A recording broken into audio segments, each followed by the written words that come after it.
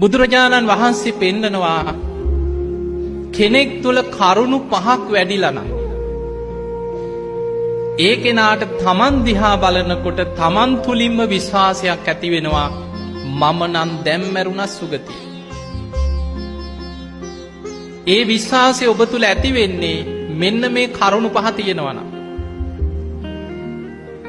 තමන් තුලින් බලනකොට තමන්ට තේරෙනවා මා තුල තුනුරුවන් ගැන හොඳ ශ්‍රද්ධාවක් තියෙනවා.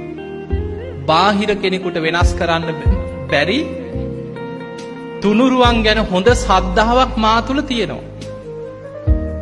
අන්න බුදුරජාණන් වහන්සේ පෙන්නවා මයි සද්ධා මත්තං ප්‍රේම මත්තං සබ්බේතේ සග්ග පරායන.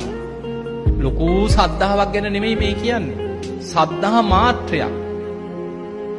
බුදුරජාණන් වහන්සේ ගැන ප්‍රේම මාත්‍රයක් හිතේ බලවත් වුණොත් සබ්බේතේ සග්ග පරායන. ඒ සියලු දෙනා සුගතිය යනවා.